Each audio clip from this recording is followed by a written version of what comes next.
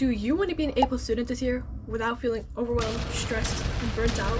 Well, don't even worry, I got you. The best method is to start the school year off strong with a back to school reset, and here's how to do it properly. It doesn't even matter if you already started school or if you're starting in a few weeks. You can do it whenever, but the key is to start the earliest you can and whenever fits the best. First off, declutter your digital spaces. So either go through your PC, your phone, your iPad, literally whatever you have, and delete as many old things as you can. Whether you delete photos, videos, apps that you don't use anymore, or remove contacts you don't talk to anymore, just go through everything and delete it. And then if you'd like to, you can change your wallpaper, your lock screen. You can really customize your phone a lot. You can change the widgets and everything, and maybe even get a new phone case if you're feeling fancy, a new iPad case, or if you have a clear case, clean it so that it doesn't look that yellow, and you can put something fun in it, you know, the money in it, picture card, literally whatever, just make it fun. And what I personally find that really helps me is to put my lock screen as something motivating, so every single time I go on my phone and I'm about to scroll on TikTok or something, then I have something on there that's going to motivate me to study or to get back into my healthy back to school reset routine. And following that is a deep clean of your room. You don't necessarily have to deep clean it, but just throw out old things that you don't use anymore, throw out your clothes, just clean it up. It really does help. There are studies out there that show that having a clean room is a clean mind and you will focus better. Next, so if you pack your own lunch or even breakfast to school, search up some healthy recipes on TikTok, Pinterest, YouTube, Google. Guys, there's so many amazing lunch and breakfast ideas out there, and it helps so much because sometimes I'm like, what do I bring to lunch today? What am I going to eat for breakfast tomorrow?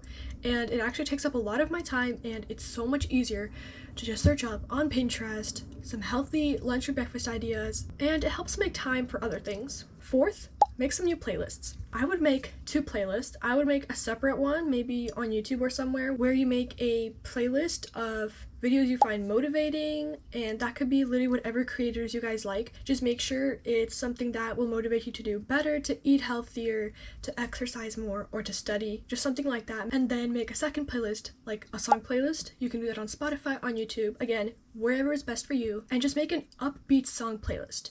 Don't make a sad playlist. Make an upbeat playlist. Literally whatever genre you want, as long as it's not like sad or something too slow, because it really does affect your guys' mood. It really does affect your mental health. So listen to something upbeat and make a specific playlist for that. Listen to it before school, listen to it during school, listen to it after, whenever you can and whenever is best for you. And on that same topic, subliminals might be something to go for as well. It's sort of affirmations with sometimes a song in the background, sometimes it doesn't have a song in the background. You can try that out as well. I think that's really useful too.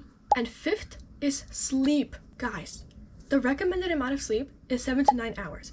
Why am I seeing people sleep under 6 hours consistently? And then they sleep it all throughout the weekend and just redo the whole thing.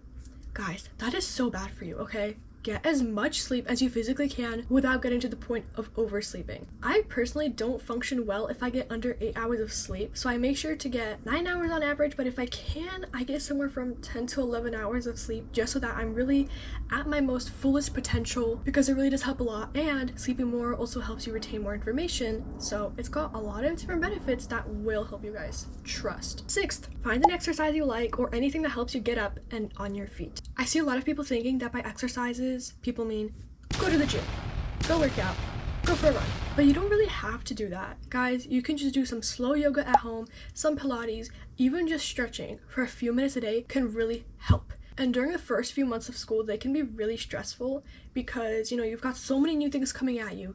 You've got a bunch of new friends, probably drama, you've got new topics to study, you've got a whole entire schedule again that you have to adjust to, because I know a lot of us have fallen into a ditch over the summer. So you really need to get back into your routine, and that can be very stressful with everything else going on. So stretching can be really helpful. Again, movement has been proven to help you guys relieve stress, so find something you like. Pilates can be great too.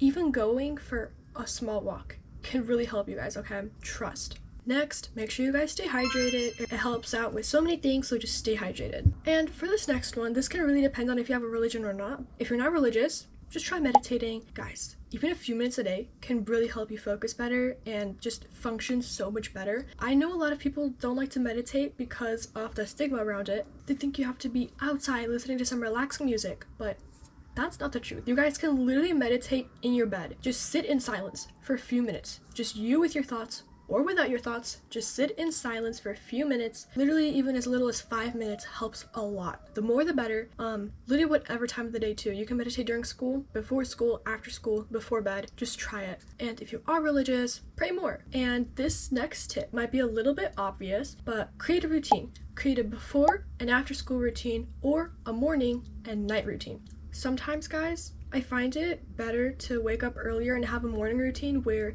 I fit in studying. I sometimes find that studying is a bit easier for me in the morning rather than at night, but it really depends on how many hours of sleep I got and how I feel. So sometimes I just prefer studying in the morning, so I like to make a routine where I study in the morning before school so that I'm ready for whatever topic is about to be taught or whatever topic I'm going to have to study for the day. And my next tip is to lay out outfits for the next day, because sometimes I don't know what to wear and it really stresses me out. It takes away a lot of time from my morning that I could be using for relaxing, listening to music, studying, literally whatever. It just takes up quite a lot of time for me, so I prefer to lay out my outfits for the next day. And for the last tip, be on your phone less. Reduce your screen time. Even if you reduce it by 5 minutes, just reduce it. Preferably under 2 hours, and if you can, keep it under an hour. I know a lot of us mostly use our phone or iPad even to socialize, and we talk to our friends on there, we call. I usually like to exclude socialization and listening to music in the background as screen time. So if I listen to music in the background for an hour and I watch TikTok for an hour, my screen time is going to come up as 2 hours. But I like to remove the song portion because I'm not on my phone the whole entire time I'm listening to songs. I'm probably doing something in my room while I have songs going in the background. Same thing if you're listening to a podcast, it's in the background, you're not necessarily on it. So I like to exclude that for my actual screen time. So what I count as actual screen time is scrolling on TikTok, scrolling on YouTube, Instagram, literally whatever, if I'm not there for a specific purpose, such as helping myself or searching something up. And remember, you guys, it's okay to start out slow and grow into the year. I know a lot of people are really pressured by not being able to stick to a full routine and not being necessarily disciplined in the first weeks and first few months. But just remember, it's okay to start slow and grow into the year, see how everything unfolds. Because as well, I know a lot of us make unrealistic schedules at first. Like, we want to wake up at 5 a.m. every single day, go to bed 9 p.m., 8 p.m., literally whenever, and I feel like that kind of stresses me out because then I have this whole entire routine that I have, and it's kind of slowing me down because I think I'm capable of this much, and I probably am, but it's easier to grow into it and take small steps toward that goal rather than just suddenly going into it all at once.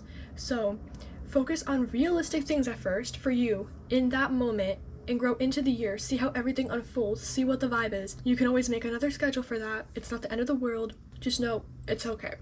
And this is it. Thanks for watching my video. Have a good school year, guys. Bye!